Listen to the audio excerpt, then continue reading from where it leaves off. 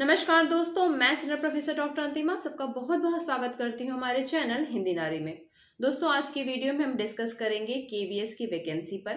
KVS की vacancy के लिए आपकी क्या स्ट्रेटजी होना चाहिए, आज का पूरा वीडियो उसी पर आधारित है। जैसे कि आपको पता है कि केवीएस की बहुप्रतीक्षित वैकेंसी आ चुकी है। बहुत समय से हमें उसका इंतजार था, लगभग 4 सालों बाद ये वैकेंसी आई है। अभी 5 दिसंबर से इसके फॉर्म भरे जाने शुरू हो चुके हैं। इससे रिलेटेड जो भी फैक्चुअल इंफॉर्मेशन है, उसका नोटिफिकेशन, सिलेबस सभी मैंने अपने टेलीग्राम चैनल पर ऑलरेडी अपलोड कर दिया है। आप वहां से देख सकते हैं। केवीएस के ऑफिशियल साइट पर भी जाकर के आप ये सारी इंफॉर्मेशन ले सकते हैं। कितनी सीटें हैं, क्या एज लिमिट है, फॉर्म कब से भरा जाएगा, ये सारी जो इन्फॉर्मेशन है वो आपने अभी तक इकट्ठा कर ही ली होगी। आज की वीडियो में मैं बात करूंगी कि आप पेपर की स्ट्रेटजी कैसे बनाएं, क्योंकि दिन बहुत कम है और अब हमें एक भी दिन गवाए बगैर केवल केवीएस ओरिएंटेड अपनी तैयारी रखनी होगी। एक बात आप ध्यान में रखें कि केवीएस बहुत जल्दी से अपनी वैकेंसी कंप्लीट कर रहा है। इधर लास्ट के कुछ वैकेंसी से ये एग्जाम बहुत जल्दी होगा, इसके रिजल्ट भी बहुत जल्दी निकलेंगे। तो मेरी सबसे पहली सलाह ये है कि अब आप और कोई भी वैकेंसी टारगेट किए बिना केवल एक वैकेंसी को टारगेट करिए केवीएस, और उसके हिसाब से ही पढ़िए। इस वीडियो में मैं टीजीटी पीजीटी की प्रिपरेशन पर बात करूंगी। टीजीटी और पीजीटी दोनों का पेपर मोड लगभग एक जैसा ही है। 180 क्वेश्चन टीजीटी में भी और 180 क्वेश्चन पीजीटी में भी। जो रेशियो है वो 80 और 100 का टीजीटी में भी है, 80 और 100 का पीजीटी में भी है। ठीक, नेगेटिव मार्किंग नहीं है, इसलिए आपके सामने पूरा फील्ड है कि आप अच्छे से उसमें अपनी परफॉर्मेंस कर सके बिना हिचकिचाए। लेकिन नेगेटिव मार्किंग नहीं होती है तो मेरिट भी ज़्यादा जाती है, ये सोच कर रखें। तो सबसे पहले मैं जो आपको कहूँगी, जो मेरे निजी अनुभव की भी बात है, क्योंकि इसकी जो पिछली वैकेंसी थी उसमें मैंने खुद भी एग्ज़ाम दिया था और एग्ज़ाम देने के साथ साथ मैंने रिटन क्वालिफाई भी किया था, इसलिए मेरे अपने भी अनुभव हैं जिसके हिसाब से मैं बताऊंगी। आपको बहुत सारे वीडियो वैसे मिल जाएंगे ऑलरेडी यूट्यूब पर, जो आपको प्रॉपर स्ट्रेटजी बना रहे हैं। बहुत सारे लोगों ने तो उसमें एग्ज़ाम देखा भी नहीं होगा, कभी क्वालिफाई तो बहुत दूर की बात है, लेकिन वो आपको पूरी स्ट्रेटजी अच्छे से समझाएंगे। अगर आपको अच्छा लग रहा है, उसकी स्ट्रेटजी समझ में आ रही है, तो आप ज़रूर फॉलो करें। हमारा ध्येय बस इतना है कि आपका एग्ज़ाम क्वालिफाई होना चाहिए और आप फाइनल रूप से चयनित हों। ठीक, तो सबसे पहली बात जो मैं कहूँगी आपसे कि 180 का पूरा क्वेश्चन होता है। टीजीटी और पीसीटी दोनों को कंबाइंड रूप में मैं डिस्कस कर रही हूँ। ठीक, 180 का क्वेश्चन होता है। 80 जो है वो आपका कॉमन है, जो आपके नॉन सब्जेक्ट का होता है, और 100 क्वेश्चन जो है वो आपके सब्जेक्ट से पूछा जाएगा। अब सबसे पहले दिमाग हमें हमारा क्या आ जाता है कि वो 80, क्योंकि वो हम पढ़े नहीं होते हैं। 100 तो हमने पढ़ाई करी है, 100 हमारा सब्जेक्ट है, तो वो हम बाद में देखते हैं, पहले वो हम 80 की तरफ देखते हैं। हमारा पूरा ध्यान जो है वो उसी 80 में क्वेश्चन में चला जाता है, जिसमें आपको लैंग्वेज, पैडागोजी और करेंट, रीजनिंग, ये सारी चीज़ें हैं। यहीं से आपकी पहली गड़बड़ी स्टार्ट हो जाएगी, यकीन मानो, क्योंकि 80 क्वेश्चन वो आपने देखे। अब आपका जो 100 क्वेश्चन है वो कहीं ना कहीं आप उस पर प्रति कॉन्फिडेंट होते हो, तो उससे ज़्यादा फोकस आप वो 80 क्वेश्चन पर कर रहे हो।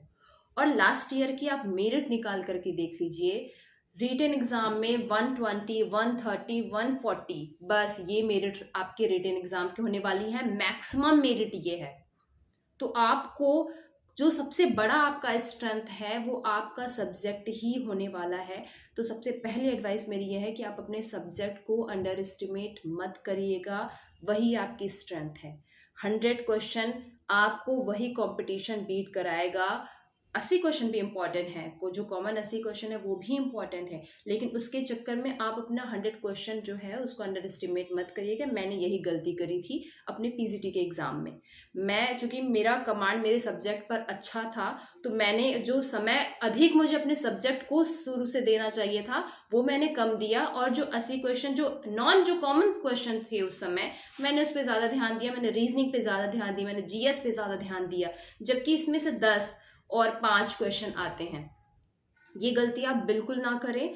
आप अपने सब्जेक्ट को साथ लेते चले। जो रेशियो में आपका क्वेश्चन पूछा जा रहा है ना 80 और 100, उसी रेशियो में आप तैयारी बनाते हुए चलिए। सब्जेक्ट को हमेशा प्राइमरी रखना है। सब्जेक्ट में आप ये पूरी की पूरी कोशिश करिए कि 100 में से 80 प्लस आपके सब्जेक्ट में आने चाहिए।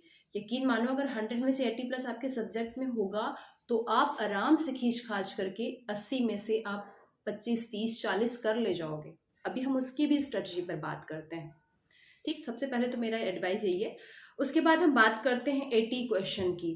तो 80 क्वेश्चन में जो होता है, सबसे पहले आपका लैंग्वेज 10 इंग्लिश है और 10 हिंदी है, जो बेसिक ग्रामर को क्वेश्चन पूछने वाले हैं। हाँ, लेकिन केवीएस के ये कॉमन जो क्वेश्चन होते हैं उसका भी लेवल अच्छा होता है।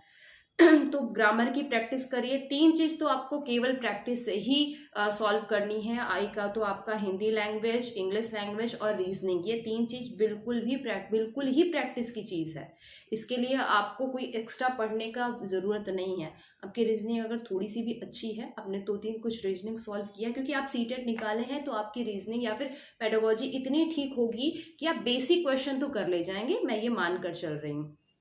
तो आपने केवल लैंग्वेज की और रीजनिंग की प्रैक्टिस करनी है। यहाँ से आपका ये पोर्शन जो है वो कवर हो जाता है। उसके बाद आते हैं हम जीएस की और करंट की। तो जीएस जो सेक्शन है और जो करंट सेक्शन है, आप उसके लिए जो ईयरली जो कंपाइलेशन आता है, 1 ईयर का जो ईयरली कंपाइलेशन आता है, केवल उसको देखिए। करंट भी आपका वहीं से तैयार हो जाएगा, जीएस भी वहीं से तैयार हो जाएगा।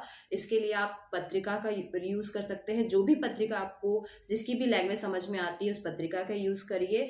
सेकेंडली, आप यूट्यूब पे ऐसे बहुत सारे चैनल हैं जो आपको ईयरली करंट और ईयरली जो जीएस है वो पढ़ाते हैं।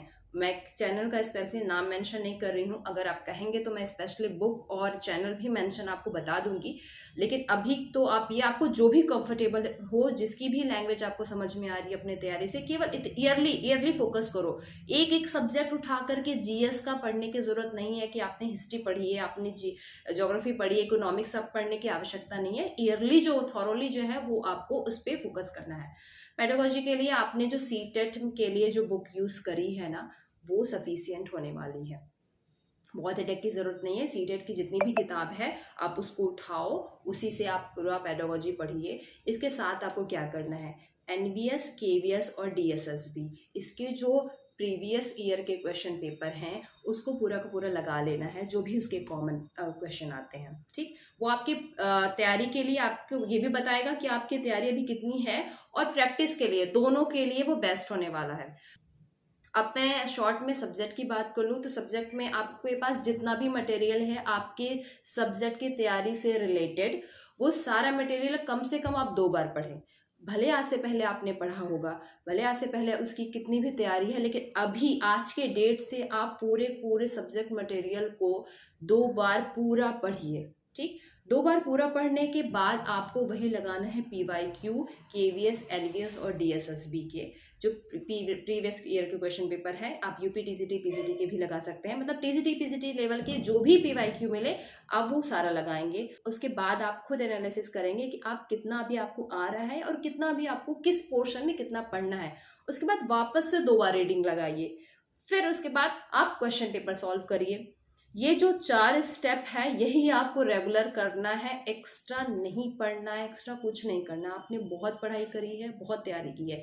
ये तैयारी अब ऐसी है कि आप अभी से मान के रख लीजिए कि आपको प्रैक्टिस करना है, रिवीजन करना है, स्टडी करना है। ये 3 स्टेप है, study, revision, practice. Study, revision, practice, ये 3 जो स्टेप है इसको आप कंटिन्यू चलाइए जब तक ये एग्जाम हो नहीं जाता है। और इससे ज़्यादा कोई आसान मंत्र नहीं मिलेगा इस एग्ज़ाम को क्वालिफाई करने के लिए।